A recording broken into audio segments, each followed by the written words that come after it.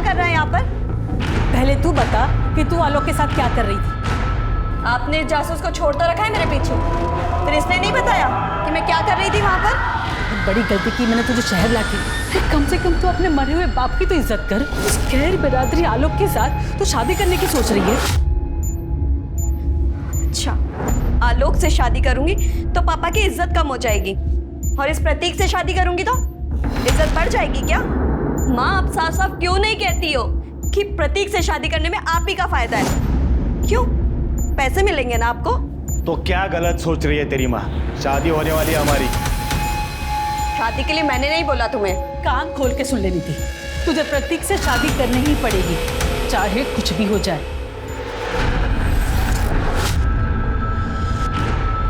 नीति,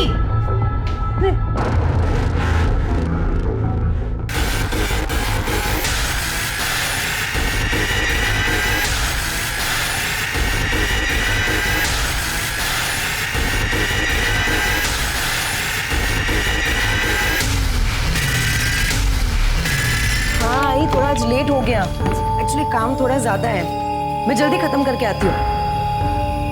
दिव्या बेटा 9 बजने आए हैं, अकेली कैसे आएगी तू? आई मैं आ जाऊंगी, लेकिन अभी आप ऐसे अगर फोन पे बात करती रही तो मैं और लेट हो जाऊंगी। अच्छा अच्छा।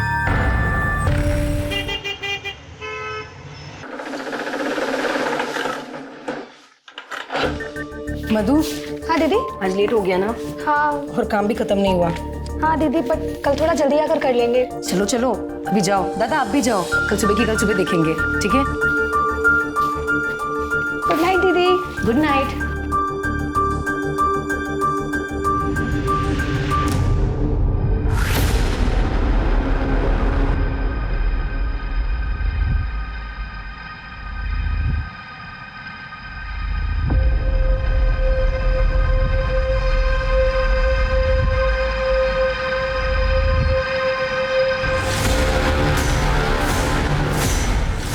हटो मेरे रास्ते से।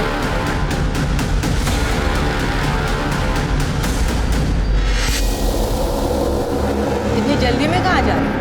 आज मौका मिला है, छोड़ो मुझे। अब रोक ही रही हो? जब मैंने कहा था ये दुकान का तमाशा बंद करके इसकी शादी के लिए लड़का देखते हैं, जब तो माँ बेटी ने एक नहीं सुनी मेरी। अब नतीजा सामने है, भुगतो। सर, ये हॉस्पिटल है, आपका घर नहीं है। जब घर जाएंगे तभी कोसिएगा अपनी बेटी को। प्लीज आप उसे आराम करने दीजिए। अभी रिपोर्ट लिखा था। बताओ, किसने हमला किया था आपके ऊपर? सर वो शबनम और उसकी बेटी इशरत अपने गुंडे प्रहलाद के साथ मिलकर मुझ पर हमला किया था। इतनी जल्दी में कहाँ जा रही? आज मौका मिला है। चल चल चल। क्यों हमला किया था तुम्हारे ऊपर? सर वहाँ मेरी शॉप के पास ही शबनम रहती है, वहाँ वो ड्रग्स का बिजनेस करती है, तो मैंने पुलिस में जाके कंप्लेन कर दी थी।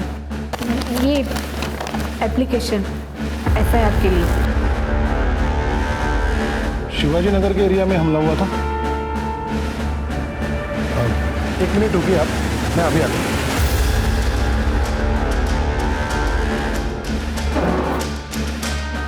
गिरफ्तार कर लो इसे। अरे ये क्या कर रहे हैं आप? मेरी बेटी को गिरफ्तार क्यों कर रहे हैं? उसने क्या किया है? हाँ?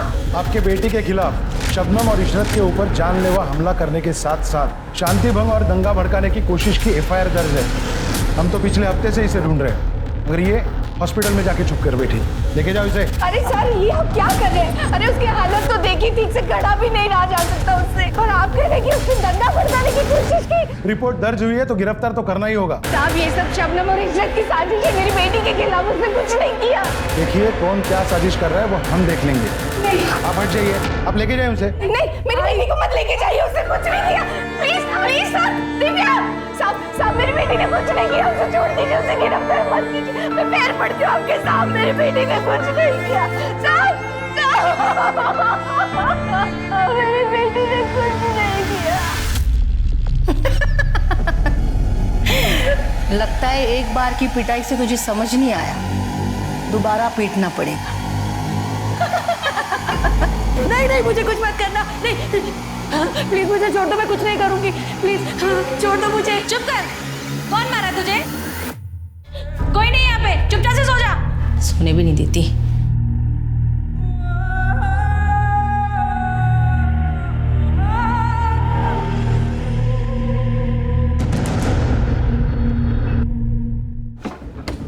सर मैं जरा खाना खा रहा हूँ, बाद में आइए। सर एक रिक्वेस्ट थी दिव्या के बारे में।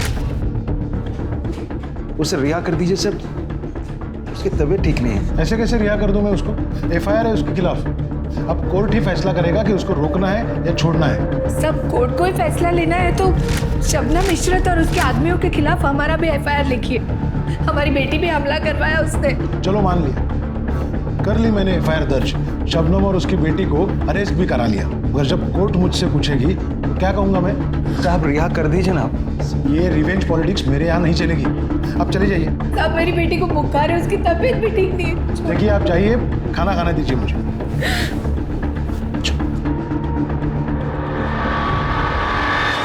क्या हुआ? घर में फिर से झगड़ा हुआ क्या माँ से? झगड़े तो ऐसे ही होते रहेंगे आलोक, जब तक हम लोग शादी नहीं कर लेते। फिर क्या बात है जो इतनी परेशान लग रही हो तुम्हें? कुछ नहीं हुआ। अब वो बताओ, तुम्हारा इंटरव्यू था ना जॉब के लिए, क्या हुआ उसका? वही जो हमेशा होता है, we will let you no.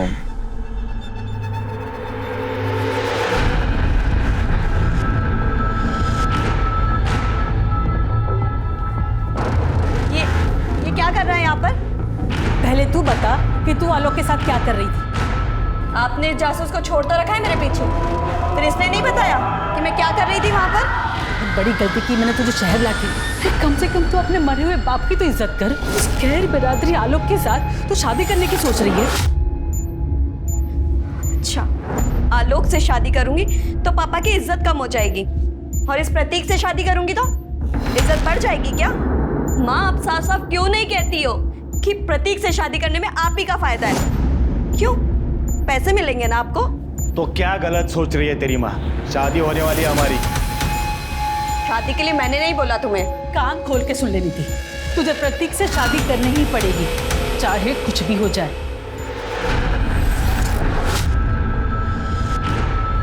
नीति,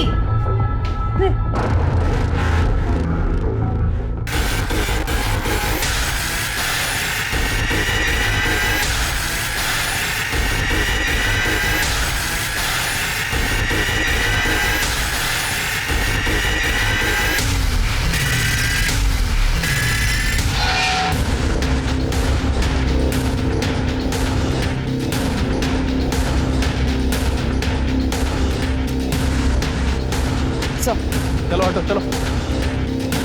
कोई आइडेंटिफिकेशन मार्क मिला? सर लड़की का फोन मिला लेकिन चार्ज नहीं था तो चार्जिंग के लिए भेजा। सर आसपास पूछताछ की, लड़की को कोई जानता नहीं और ना ही किसी ने कुछ सस्पिशियस देखा है यहाँ। एम्बुलेंस को बुला। सर मोबाइल फोन ऑन हो गया।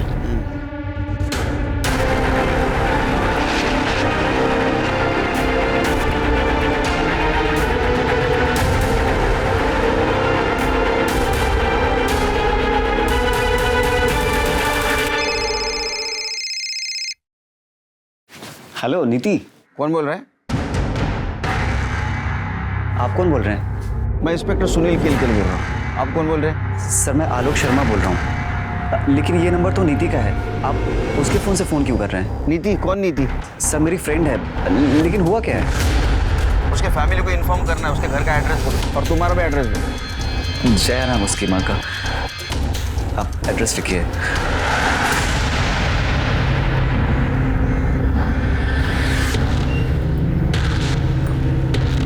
ईश्वर जी, पुलिस तो हमारी बात ही नहीं सुन रही है। सब अब आप ही कुछ कीजिए ना।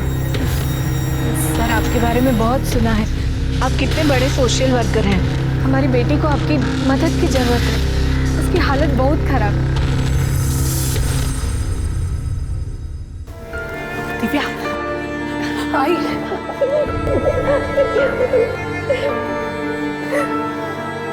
तो ठीक है ना? हाँ? अब बुखार भी नहीं। हाय हाय, ये कौन है? कहीं से शबनम ने तो नहीं भेजा है मुझे मारने के लिए? नहीं बेटा नहीं। देखो बेटा, मुझे यहाँ किसी ने नहीं भेजा है, मैं तुम्हारी मदद करने के लिए आया हूँ। बेटा ये ईश्वर जी हैं, हमारी मदद करने आए हैं, तुम्हें जेल से बाहर निकालने। दिव्या बेटा मेरी बात ध्यान से सुनो, अगर तुम मुझे फिर से एक बार बता सको कि क्या हुआ था उस रात, तो भाई ज्यादा अच्छे से तुम्हारे केस को समझ पाऊंगा। सर, शिवाजी नगर में मेरी बुटीक है और वही मेरी दुकान के पास शबनम रहती है अपनी बेटी इशरत के साथ। इसी वो लोग ड्रग्स का बिजनेस करती है और उनके गुंडे आए दिन मेरे दुकान पर आए कस्टमर्स को छेड़ते रहते हैं। एक्सक्यूज मी, क्या आप विंटर कपड़े बनाती हैं? यस मैम, आइए। आप बोले तो थोड़ी गर्मी ट्रांसफर कर दूं आपके पास? अरे मैडम का काम गर्मी से नहीं चलेगा, गर्मी मिटाने वाले से चलेगा, और उसमें तो मैं एक्सपर्ट हूँ। अरे अरे अरे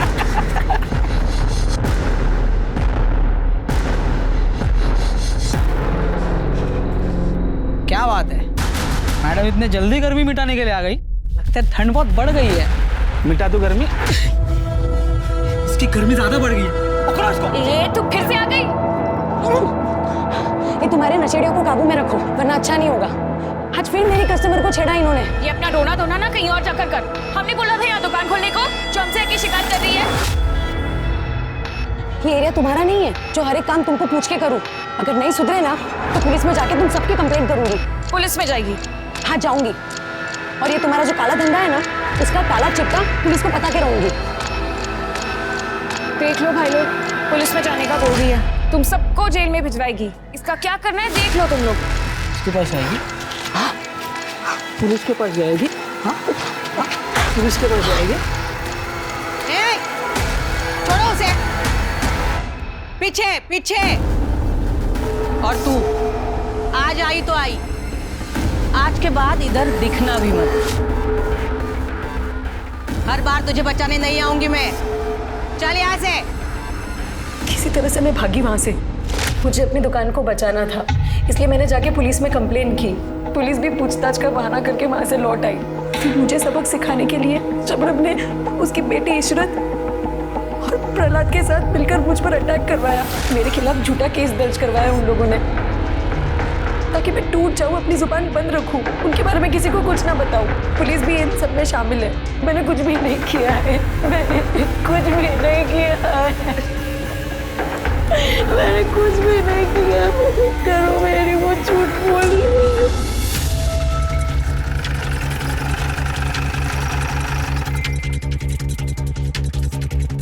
जय और उसकी बेटी नीति इसी घर में रहते हैं ना? जी साहब, क्या हुआ? घर में ताला लगा हुआ है, आप बता सकते हैं कहाँ गए होंगे? ठीक से तो याद नहीं है, लेकिन 3-4 दिन पहले दोपहर का टाइम था, तब जया को देखा था मैंने। ईश्वरचंद जी, हम हमारा काम पूरी ईमानदारी के साथ कर रहे हैं। अब दिव्या की फैमिली उसके लिए बेल नहीं करा पा रही, तो इसमें पुलिस की क्या गलती है? देखिए, आपको भी पता है कानून का अपना एक प्रोसीजर होता है, सब कुछ उसके अनुसार ही हो रहा है। अब इन लोगों ने दिव्या पर केस रजिस्टर कराया था, तो हमें तो उसे अरेस्ट करना ही होगा। वो सब तो मैं जानता हूँ इंस्पेक्टर साहब, और प्रोसीजर भी मुझे पता है, मगर जिस कानून की आप बात कर रहे हैं उसी कानून के हिसाब से बताइए कि दंगे करने के लिए किसी एक औरत को ही आरोपी बनाकर जेल में कैसे भेजा जा सकता है, जबकि एक पार्टी जेल के अंदर है और दूसरी बाहर आज़ाद घूम रही है। और हाँ, आपने तो इन लोगों के खिलाफ कोई केस तक दर्ज नहीं करवाया। क्योंकि कोई केस था ही नहीं। हाँ, मैं मानती हूँ इशरत और दिव्या का झगड़ा हुआ था, लेकिन वैसे नहीं जैसे दिव्या ने आपको बताया।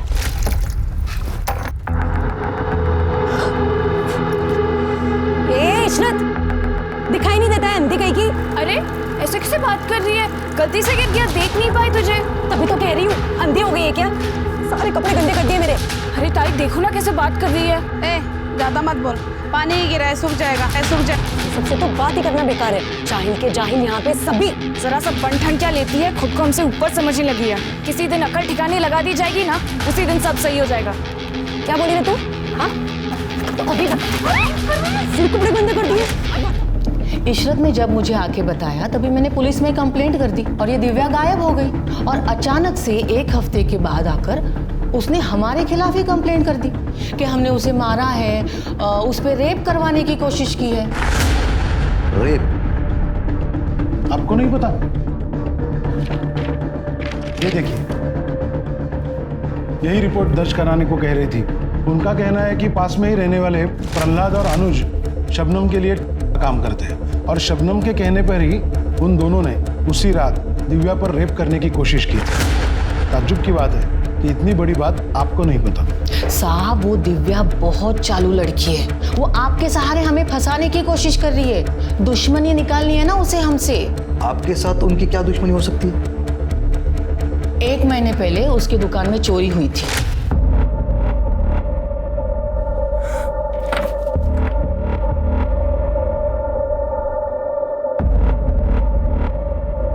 ज्यादा बड़ा नुकसान तो नहीं हुआ ना बेटा? बंद करो ये ड्रामा। मैं ये बात अच्छे से जानती हूँ, इस मोहल्ले के लोगों की हरकत है ये। सबके सब एक जैसे हो। मेरी दुकान बहुत चुभती है ना तुम लोगों को, इसलिए चोरी करवा दी। अरे भैया देखो, भलाई का तो जमाना ही नहीं रहा। कोई तुमसे तुम्हारा हाल पूछ रहा है और उल्टा तुम उसी पर दोष डाल रही हो। तो क्या तुम पर डालूं? कहीं ये चोरी तुमने तो नहीं करवाई? बहुत बुरा लग रहा है तुम्हें। ए, जबान संभाल के। अम्मी है वो मेरी। इशरत, चल यहाँ से। हमें रोकने की कोई भी जरूरत नहीं है। इशरत, FIR देखिए। आप ये FIR की कॉपी देखिए। दिव्या ने उस चोरी में भी हमें नामजद किया था ताकि हमें जेल हो सके, लेकिन वो कामयाब नहीं हो पाई। इसीलिए उसने दूसरी साजिश रची जिससे हम जेल पहुंच जाए।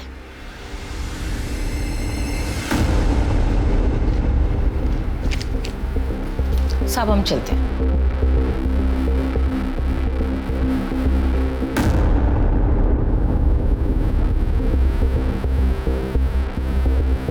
ईश्वरचंद जी, माँ बेटी दोनों मिलकर घुमा रहे पूरे मामले को। आपसे कुछ कह रही है और पुलिस से कुछ और। इंस्पेक्टर साहब, इस केस की सच्चाई जो भी हो, मगर एक सच्चाई जरूर है कि इस पूरे मामले में पुलिस ने एक तरफा कार्यवाही करके दिव्या को जेल भेजा है, जबकि उसकी हालत देखते हुए दिव्या को जेल में नहीं हॉस्पिटल में होना चाहिए था। मैं समझता हूँ, लेकिन सिस्टम ने मेरे हाथ बांध के रखे हैं। और ईश्वर जी, जेल के हॉस्पिटल में दिव्या का इलाज चल रहा है और दिन ब दिन उसकी हालत भी सुधर रही है। नहीं, जेल के हॉस्पिटल में नहीं, हम लोग दिव्या की बेल के लिए अप्लाई कर रहे हैं। पुलिस विरोध नहीं करेगी ऐसी मैं आपसे उम्मीद करता हूँ इंस्पेक्टर साहब। ठीक है, आप बेल के लिए अप्लाई कीजिए, पुलिस विरोध नहीं करेगी। जी शुक्रिया।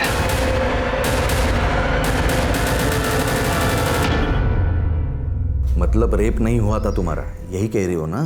जी सर। ये बात तुमने पुलिस को बताई और मुझे क्यों नहीं बताया? सर, सब कुछ इतना जल्दी जल्दी हुआ कि कुछ भी याद रखना मुश्किल हो रहा था। मुझे कुछ समझ में ही नहीं आ रहा था मेरे साथ क्या हो रहा है। शायद इसलिए मैं आपको बताना भूल गई, मगर ऐसा नहीं है कि उन्होंने रेप करने की कोशिश नहीं की। देखो दिव्या, मैं तुम्हारी मदद करना चाहता हूँ, मगर इसके लिए तुम्हें मुझे सब कुछ बताना होगा, वो भी सच सच और शुरू से। जब मैंने आपको सब कुछ बताया वो सच ही है। नहीं, अभी पूरा सच नहीं बताया। शबनम के साथ जो तुम्हारी दुश्मनी है, जिसके खिलाफ तुमने चोरी की FIR तक दर्ज करवाई थी। सर, वो तो पुरानी बात थी, उसका इस सब से क्या लेना देना? पुरानी बात होगी, पर शबनम तो कहती है कि तुम उससे अपनी दुश्मनी निकालना चाहती हो। सर, वो झूठ बोल रही है। वो और उसके आदमी मुझे परेशान करते थे। मेरी दुकान में भी चोरी उन्होंने करवाई ताकि मैं दुकान बंद करके वहां से भाग जाऊं। लेकिन पुलिस की जांच में तो ऐसा कुछ नहीं निकला। कि सर, पुलिस बिक चुकी है। शबनम ने खरीद लिया उन लोगों को। सर, मैं आपसे सच बोल रही हूँ, झूठ नहीं बोल रही हूँ। उसकी बात पर यकीन मत करो। ये मामला तो ठंडा होने की जगह और भी गर्म होते जा रहा है। तुम कहो तो ठंडा कर देता हूँ। ये टाइम नहीं है इस चीज का। सर, मैं नीति से प्यार करता था, ये बात सच है, लेकिन उसका मर्डर किसने किया, उसकी माँ कहाँ गई, मुझे इसके बारे में कुछ नहीं पता सर। तुम इतना अगर प्यार करते थे उससे तो 4 दिन से ना तो तुमने उसको कॉल किया ना तो उसका तुम्हें कॉल आया। ऐसा कैसा प्यार? सर, पिछले 4 दिन से उसका फोन बंद आ रहा था। मैंने उसे कई बार फोन ट्राई किया, फिर मुझे लगा कि उसकी माँ ने फोन छीन लिया होगा लड़ाई झगड़े की वजह से। लड़ाई कौन सा? 4 दिन पहले मेरा झगड़ा हुआ था कुछ लोगों से। हटना जरा थोड़ा। देख नहीं रहा तुझे? बैठे हुए भाई मुझे गाड़ी से सामान निकालना, आप उठ जाओ यहाँ से। और वैसे भी गाड़ी कोई बैठने की जगह नहीं है। तो तू ही बता कहाँ जाकर बैठे। अरे भाई यहाँ से चले जाओ, आप कहीं भी बैठो, मुझे क्या करना है? बड़ा एटीट्यूड है तुझमें, है? निकलना पड़ेगा। छोड़ो छोड़ो से। हेलो साले यहाँ हमारी गुंडाई चलती है, नया गुंडा बनने की कोशिश मत करना, समझा? हेलो नीति को लगा कि जिन लोगों ने मुझ पे हमला किया था उसकी माँ जया और प्रतीक के कहने पे किया था, ताकि हम दोनों एक दूसरे से मिल ना पाए। प्रतीक कौन है? सर जया उसकी माँ नीति की शादी प्रतीक से करवाना चाहती थी। नीति प्रतीक को पसंद नहीं करती थी। मेरी अलग कास्ट होने की वजह से उसकी माँ जया मुझे पसंद नहीं करती थी। इसी बात को लेकर उसकी माँ और नीति के बीच झगड़ा चल रहा था। नीति उस दिन मुझसे मिल के गई थी, बस उसके बाद से उसका फ़ोन बंद आ रहा था। ये जया कहाँ गई होगी पता है? सर मुझे कुछ नहीं पता है, लेकिन जया का गांव बनारस में है और नीति बोले थे कि उसकी माँ गांव जाने वाली थी।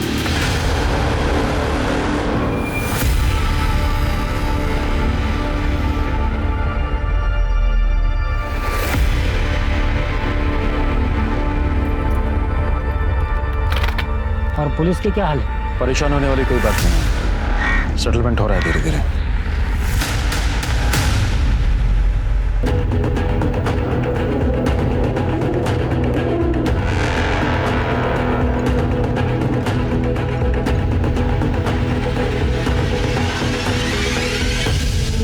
आप एक जिम्मेदार आदमी है ईश्वर चंद जी, और इसीलिए केस से जुड़ी हर एक बात मैंने आपको बताई थी, मगर आप तो मीडिया में चले गए। इंस्पेक्टर साहब, मैं मेरी जिम्मेदारी बखूबी जानता हूँ, इसीलिए मैंने प्रेस को भी वही बताया जो सच है, जो दिव्या के साथ हुआ है। और हाँ, किसी भी तरीके का कोई प्रोपेगेंडा नहीं है, बस न्याय की मांग उतनी आप पूरी कर दीजिए। आखिर यही तो काम है ना आपका, पीड़ितों को न्याय दिलाना। जी हाँ, यही काम है मेरा, लेकिन मीडिया में जाके आपने सही नहीं किया।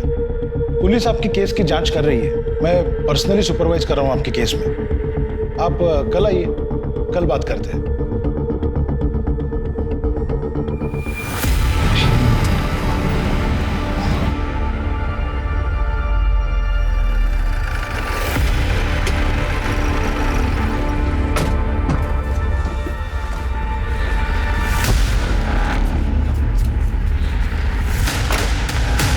क्या सोचा था? तू मीडिया में जाएगी और हम जेल में सड़ते रहेंगे और तुम क्या करोगे? मजा मारोगे? हाँ? देखो, हमने पुलिस कंप्लेन की है, आप पीछे हटो। पुलिस कंप्लेन की है ना, यही सबसे बड़ी गलती की है। गलती की है तो हर्जाना तो भुगतना पड़ेगा। तैयार रहना।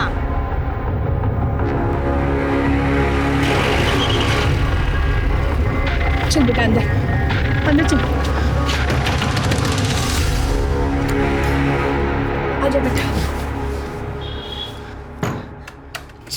अंदर आजा। ये क्या नया तमाशा है तुम दोनों का, जो पेपर में खबर छपी है इसकी? ये ले पढ़ी से। बाबा, वो शबनम और प्रहलाद अभी। चुप, एक शब्द नहीं सुनना है तेरे मुझसे। और तू, एक पैसे की अकल नहीं है क्या तेरे में? है? तेरी बेटी की ऐसी उल्टी सीधी खबरें छपेगी अखबारों में तो कौन शादी करेगा इससे? हाँ, मगर वो लोग हमारी दिव्या। अरे छोड़ ले सबको। तुझे पता है कितने खतरनाक लोग हैं वो? हैं? पहली बार इसका रेप नहीं कर पाए, इस बार अगर इसका रेप कर दिया या इसके ऊपर एसिड डाल दिया तो क्या करेगी? दिव्या, हम इतने बड़े लोग नहीं हैं कि उनसे मुकाबला कर सके। जो हुआ उसे भूल जाओ। नहीं भूल सकती बाबा, और ना ही मैं ये केस वापस लूंगी। भाई, अब से आपको मेरे साथ आने की जरूरत नहीं है।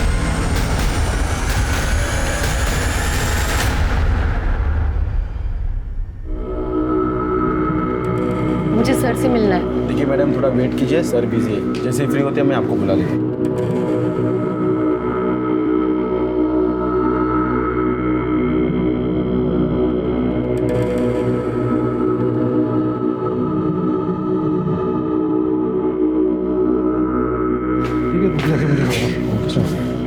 अरे तुम अभी तक यही बैठे हो? मेरे दिमाग से ही निकल गया था। तुम्हारे केस की छानबीन चालू है, मगर अभी तक कुछ मिला नहीं। सर, वो शबनम और इशरत को आपने अरेस्ट किया था, लेकिन वो लोग तो जेल से बाहर है। उन्होंने बेल ले ली, जैसे तुमने ली थी। लेकिन सर वो लोग मुझे और मेरी माँ को धमकाने आए थे। प्लीज आप उन लोग को अरेस्ट कर लीजिए। यही बात शबनम और उसकी बेटी हमसे कह रही है कि तुम और तुम्हारी माँ उसके पीछे पड़े। अब अगर हम उन्हें अरेस्ट करेंगे तो तुम्हें भी जेल जाना होगा। जाना है जेल? ठीक है, कल आना। कल आराम से बैठ के बात करेंगे इस पर। बताइए क्यों बुलाया मुझे आपने? अरे वो पूछना था, नाश्ते में तू भुर्जी खाता है ऑमलेट खाता है? मतलब? नीति के मर्डर केस के बारे में बातचीत कर रही तेरे से। तू शादी करने वाला था ना उसके साथ? शादी करने वाला था, ये तो नहीं है। उसे तो उस आलोक से शादी करनी थी, मुझसे तो बात भी नहीं करती थी। तो ऐसा तो नहीं इस बात की खुन्नस निकालने के लिए तूने और जय ने मिलकर उसका मर्डर कर दिया? अच्छा, तो कोई सबूत है आपके पास? आपको जब भी सबूत मिलेगा ना बुला लेना, आ जाऊंगा। सर क्या है? सर कितना बोल रहा है? एक रख के दूं क्या इसमें? 4 चम्मच शक्कर की चाय, दिमाग की बत्ती जला है। इसका बैकग्राउंड चेक किया था? हाँ सर, इसका बैकग्राउंड चेक किया था। एक लोकल नेता है, उसके लिए काम करता है, इसलिए फालतू की अकड़ भरी है इसमें। काफी केस भी है इसके अगेंस्ट मारपीट के। नीति के मर्डर वाले दिन कहा था, जरा पता करो। ठीक है सर। वैसे सर ये प्रतीक और जया, इन दोनों को ही नीति और आलोक के रिश्ते से बहुत ज़्यादा प्रॉब्लम थी। सर पॉसिबिलिटी है कि या इन दोनों ने इसका मर्डर किया या फिर किसी से करवाया है।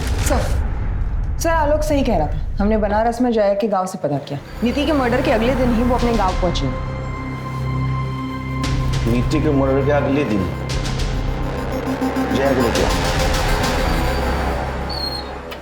क्या भाई कल्याण, किसका कल्याण करने जा रहे हो?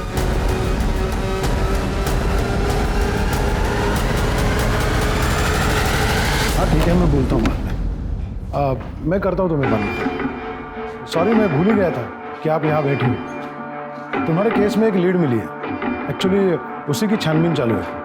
एक काम करना, तुम कल आना, कल तक कुछ और पता चल जाएगा। न्याय मिलने में देरी न्याय ना मिलने के बराबर है, और दिव्या के साथ भी ऐसा ही हो रहा था। न्याय की आस ने उसे एक ऐसे अंतहीन इंतजार के चक्रव्यूह में धकेल दिया जहां न्याय तो नहीं था, पर अगर था तो सिर्फ एक लंबा इंतजार और निराशा ही निराशा। नीति अपने मर्जी से शादी करना चाहती थी, तुम्हें पसंद नहीं था, इसलिए तुम नीति को मार दिया। नहीं सर, मैंने नीति को नहीं मारा। नीति के मर्डर वाले दिन आप गांव क्यों चली गई? नीति ने मुंह दिखाने लायक नहीं छोड़ा था उस आलोक के साथ रिश्ता रखकर। उस दिन जब वो घर नहीं आई तो मुझे लगा कि वो आलोक के साथ भाग गई और मोहल्ले में किसी को पता ना चले, इसलिए मैं चुपचाप गांव चली गई। नीति उस दिन घर से निकलने के बाद आलोक से मिली ही नहीं। ये सब कुछ तुमने और प्रतीक ने किया है। नहीं सर, हमने ऐसा कुछ नहीं किया। तुम दोनों के सिवा कौन दुश्मन था उसका? कौन कर सकता है ये?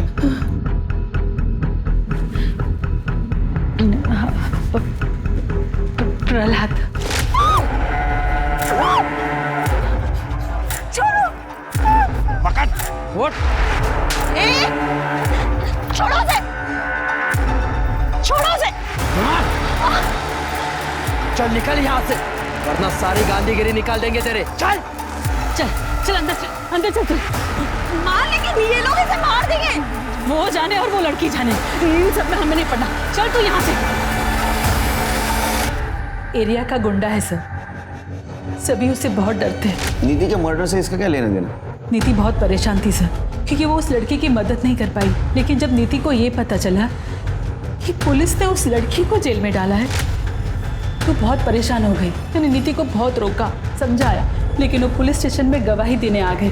पुलिस ने तो कुछ नहीं किया, लेकिन जब गुंडों को पता चला कि नीति उनके खिलाफ गवाही देने आई थी पुलिस स्टेशन में, हमारा जीना हराम कर दिया था। ये क्या कर? मैंने कहा था ना, ज्यादा समाज सेवा करना अच्छी बात नहीं है, मगर तू मानी नहीं। देखो अब हो गई ना गंदी बात बीच बाजार में। अभी भी तेरे पास समय है, गवाही देने की सोचना भी मत, वरना अगले टाइम कपड़े नहीं तू फटेगी। नीति को हर तरीके से परेशान किया कि वो गवाही न दे पाए। मैंने भी उसे बहुत रोका और नीति भी अपना मन बना रही थी कि वो गवाही से पीछे हट जाए। तब आलोक पर किसी ने हमला कर दिया तो नीति को ऐसा लगा। निकाल ली ना आप दोनों ने अपनी खुन्नस आलोक को पिटवाकर। लेकिन मैं भी पीछे नहीं हटूंगी माँ। शादी तो मैं आलोक से ही करूंगी। आपको जो करना है कर लीजिए अब। है चुप। अब बात सिर्फ शादी की नहीं है, बात मेरी इज्जत की है। तुझे शादी तो मुझसे ही करनी पड़ेगी, फिर चाहे उसके लिए मुझे किसी भी हद तक जाना पड़े। इस बेशर्म को आलोक के आगे कुछ दिखाई नहीं देता, तो इससे अच्छा होता कि प्रहलाद इसे मार देता। आ गई ना दिल की बात जुबान पर माँ, तो अभी फालतू की केयर करना बंद कीजिए। अब शादी तो मैं आलोक से ही करूंगी, चाहे मैं मर जाऊंगी, और उन गुंडों के खिलाफ बयान भी दूंगी। बहुत सुन ली मैंने आपकी, अब नहीं सुनूंगी। उस रात हमारे बीच बहुत लड़ाई झगड़ा हुआ और दूसरे दिन सुबह नीति घर छोड़ के चली गई। उन गुंडों ने ही मारा है सर मेरी बेटी को। ये आलोक ने, क्योंकि वो आलोक के पास ही गई थी। किस पुलिस स्टेशन में था झगड़े का केस जहाँ नीति गवाही देने वाली थी? ये कैसी बात कर रहे हैं सर? इसी पुलिस स्टेशन में है वो केस। क्या? किसके पास? इंस्पेक्टर रवि पाटिल। तुमको मेरे केस से क्या लेना देना? मैं आया था तुम्हारे केस के बीच में, जो तुम मेरे इन्वेस्टिगेशन में टांग अड़ा रहे हो। क्या इन्वेस्टिगेशन कर रहे हो तुम? हाँ? सिर्फ घुमा फिराने की बात कर रहे हो ताकि वो लड़की फ्रस्ट्रेट हो जाए और हार मान ले। तुम मेरे बॉस नहीं हो जो मैं तुम्हें सफाई दूं। अरे तुम्हारे जैसे ऑफिसर का बॉस भी नहीं बनना चाहता। अपने काम से काम रखो और मेरे मामले में मत पड़ो। हेलो, ये अब सिर्फ तुम्हारा मामला नहीं रहा, समझे ना? मेरी विक्टिम नीति तुम्हारे पास आई थी गवाही देने की। फर्जी गवाही दी थी उसने। कोई सबूत नहीं मिला हमें जो ये साबित कर सके कि उसकी गवाही सच है। तुमने कुछ सबूत ढूंढने की कोशिश ही नहीं की। नीति का मर्डर हो गया, दिव्या के आरोपी अभी भी खुलेआम बाहर घूम रहे हैं क्योंकि तुमने तुम्हारा काम ईमानदारी से नहीं किया। तुम जैसे गैर जिम्मेदार ऑफिसर की वजह से हम जैसे जिम्मेदार ऑफिसर के ऊपर लोग भरोसा नहीं करते। तो जाओ, निभाओ अपनी जिम्मेदारी, सुलझाओ केस को। मुझे लेक्चर देने की जरूरत नहीं है। करूंगा, ये सब कुछ करूंगा। मेरा केस भी सॉल्व करूंगा, दिव्या को भी न्याय दिलाऊंगा। You just wait and watch. एक पुलिस स्टेशन अपने ही थाने में दर्ज हुए दो अलग अलग मामलों में दो खेमों में बढ़ चुका था। पुलिस डिपार्टमेंट ने तुरंत ही दिव्या केस के इंचार्ज पीआई रवि सरना को केस से हटा दिया और दिव्या के केस की जांच भी नीति केस के इंचार्ज पीआई सुनील केलकर को सौंप दी गई। दिव्या, अब तक तुम्हारे साथ जो कुछ भी हुआ बहुत गलत हुआ है, लेकिन हम तुम्हें न्याय दिलाएंगे। सिर्फ हमारी मदद करनी होगी तुम्हें इन्वेस्टिगेशन। शिरगित,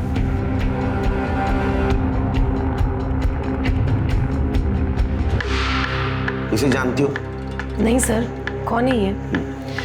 ये लड़की तुम्हारे लिए गवाही देने वाली थी, लेकिन इसका मर्डर हुआ।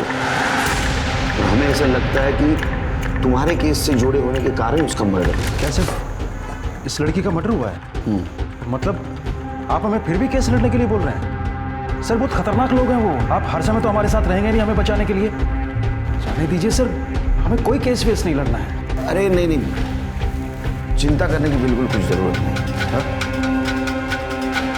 अब ये केस मेरे पास है, इसे कुछ नहीं होने दूंगा। एक लंबी लड़ाई के बाद दिव्या को न्याय की उम्मीद दिखी थी, मगर किस्मत का खेल अभी खत्म नहीं हुआ था। और इस बार किस्मत उसके साथ जो खेल खेलने वाली थी वो दिव्या पर बहुत भारी पड़ने वाला था। साहब, मेरी बेटी को मार डाला। मार डाला। गुंडे भेजे थे उसको मारने के लिए और पुलिस कुछ नहीं कर पाई। आपने बोला था ना मेरी बच्ची को कुछ नहीं होगा। ये रक्षा की मेरी बच्ची की आप लोगों ने। सर, दिव्या घर पे अकेली थी। उसकी माँ बाजार गई थी और उसके पापा काम से गए थे। दिव्या को इस हालत में उसके पापा ने सबसे पहले देखा जब वो दोपहर में खाना खाने आए थे। किसी पड़ोसी ने देखा है या किसी को आते हुए? नहीं सर, दोपहर का टाइम था तो सब लोग अपने अपने घर पे थे, तो कोई विटनेस नहीं है। घर का कोना कोना छानना, अड़ोस पड़ोसी से बात करो और पेट में जितने भी मेंबर हैं सबको उठा लाओ। दिव्या के मौत के जिम्मेदार हम भी हैं। वो जिंदा थी, उसको इंसाफ नहीं दिला पाए। कम से कम मरने के बाद तो उसको इंसाफ दिलाएंगे। क्या बोले साहब, इन नशोड़े ने जीना आराम कर दिया और वो दिव्या मैडम ने आवाज़ उठाई। क्या हुआ उसके साथ? हमें नहीं मरना ऐसी मौत।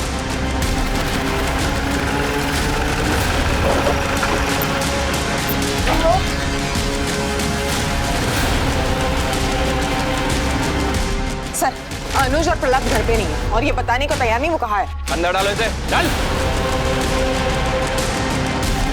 दिव्या के साथ तो मारपीट यही हुई थी, अगर बोलेगा कोई कैसे? और शबनम और उसके गुंडे सब उसे डरते। मैं भी डर गया था। ये स्टेटमेंट थाने चल के दे सकते हो? स्टेटमेंट क्या? आप अगर सुरक्षा की गारंटी दो, मैं अपने घर का CCTV फुटेज आपको बता दूँ। Very good. पता कहाँ है अनुज, कहाँ है प्रहलाद? हमें कुछ नहीं पता, हम सच कह रहे हैं। अरे तो पहले ही बता देना ना, मार खाने की जरूरत नहीं थी ना। चलो बोलो। पूरे इलाके में मेरा ही माल बिकता था, किसी की औकात नहीं थी मुझसे उलझने की। लेकिन जब से उस दिव्या ने दुकान खोली थी ना, तब से उसने मुझसे उलझना चालू कर दिया। कभी घर में आके हंगामा करती थी, तो कभी यहाँ पुलिस स्टेशन में आके कंप्लेन करती थी। तय सड़क पे उसके ऊपर हमला करवाया सबके सामने, बाद में रेप करवाने की कोशिश की। जब वो लड़की नहीं मानी, पीछे नहीं हटी, और तुम्हें जब पता चला कि नीति उसके साथ है, तो पहले नीति और बाद में दिव्या को रास्ते से हटा दिया। नहीं साहब, नीति और दिव्या के मर्डर में हम लोगों का कोई हाथ नहीं था। तुम्हारा हाथ कैसे नहीं? अगर नीति तुम्हारे खिलाफ गवाही देती तो तुम जेल जाती, और दिव्या अगर केस लड़ती तो भी तुम जेल जाती। तुम्हारा धंधा चौपट हो जाता, और तुम कह रहे हो तुम्हारा हाथ नहीं। हमारा ड्रग का धंधा अच्छा चल रहा था, और ये दिव्या का मामला कुछ दिनों में ठंडा हो जाता था, और बाद में वापस मैं मेरा धंधा शुरू कर सकती थी। तो फिर उन दोनों को मारकर हम लोग अपने ऊपर क्यों मुसीबत ले लेते? ये पुलिस वाला कौन? रवि पाटिल। हाँ साहब, रवि साहब को हफ्ता पहुंचता था हमारे पास से। ये प्रहलाद को कहाँ छुपाया? मुझे नहीं पता साहब, पिछले कुछ दिनों से ना फोन किया ना मैसेज। सर ये शबनम और इशरत तो अभी भी इस बात पे अड़े हुए हैं, इस मर्डर से इन दोनों का कोई लेना देना नहीं है। और सर वो प्रहलाद, वो भी अभी तक गायब है। उसको ढूंढो, क्योंकि इस गुत्थी की गांठ वही है। सर, इस अनुज और प्रहलाद के बारे में एक न्यूज़ मिली है।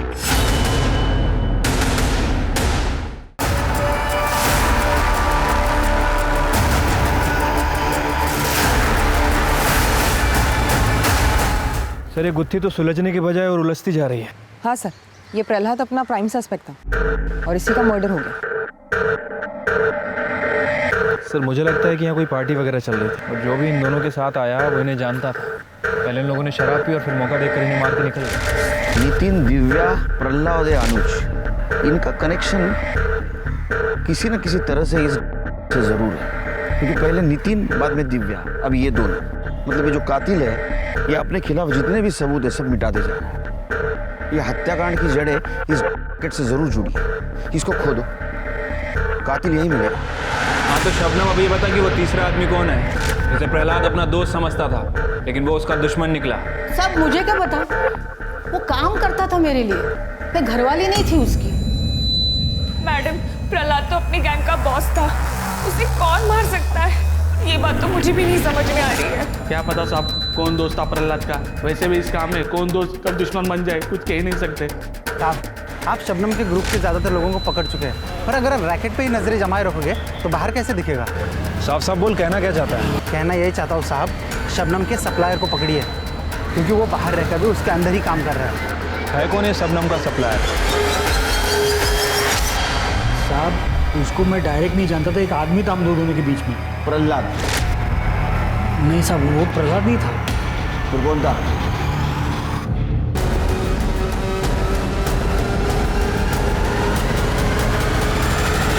दीपक भाई, अभी माल नहीं उठा पाऊंगा, पुलिस नजरें गड़ाए बैठी है चारों तरफ, और शबनम भी जेल में है। मामला ठंडा पड़ते ही शबनम बाहर आ जाएगी,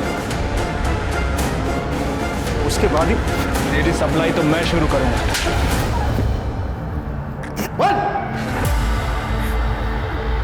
मुझे पीने की लत थी साहब, बाकी लोगों की तरह मैं भी शबनम से लेता था। क्या नल्ला माल है, करंट ही नहीं मारता। इससे बढ़िया माल तो दूसरी जगह मिलता। कमीने, मेरे ठिये पर बैठकर मेरे ही माल की बुराई कर रहा है। तेरे को नहीं अच्छा लग रहा है ना, तो जा कहीं और जाके मार। चल, खाली पीली कस्टमर्स मत बिगाड़ मेरे। यहाँ नाराज क्यों हो रही हो? आपा एकदम कड़क और सस्ता माल दिलवाऊंगा ना। एक आदमी को जानता हूँ मैं, आपा एक बार माल लेकर तो देखो, 2 पैसे तुम भी कमाओगी और इसी बहाने 2 पैसे मैं भी कमा। कल्याण के कहने पर मैंने माल मंगवाया दीपक से। माल में दम था और कल्याण मेरे लिए माल लाने लगा। सब कुछ ठीक चल रहा था साहब, जब तक दिव्या ने वो दुकान किराए पे नहीं ली थी। मैंने कई बहानों से उसकी दुकान बंद करवाने की कोशिश की, लेकिन उसने मेरी एक नहीं सुनी। उल्टा रोज कोई ना कोई समस्या खड़ी कर देती थी। वो खतरा हो गई थी धंधे के लिए। उसे सबक सिखाना ज़रूरी था। हमले के बाद हमें लगा कि जेल में जाके शांत हो जाएगी, लेकिन हमें पुलिस से ही पता चला नीति के बारे में। हमें नीति को गवाही देने से रोकना था। मोहल्ले के लोग भी हमारे डर से चुप थे और पुलिस भी हमारी जेब में थी। लेकिन वो समाज सेवक ईश्वर आ गया बीच में और सारा मामला उलझ गया। इंस्पेक्टर रवि को सस्पेंड करवा दिया गया। हम सब खतरे में थे, इसलिए हमने सोचा कि ना रहेगा बहस और ना देगी बात। दिव्या को मार के हमारे रास्ते का एक कांटा तो हमने हटा दिया था, पर हमें पता था कि प्रहलाद का पकड़ा जाना हमारे लिए खतरा था, मगर जिंदा नहीं, क्योंकि नीति और दिव्या के खून का इल्ज़ाम उस पर डालना आसान था। पुलिस को एक बड़ी साजिश की तरफ धकेलने की कोशिश। और तुमने जो साजिश रची थी उसका पहिया घूमकर तुम्हारे पास ही आ गया दीपक के जरिए। अब छोड़ो जेल में।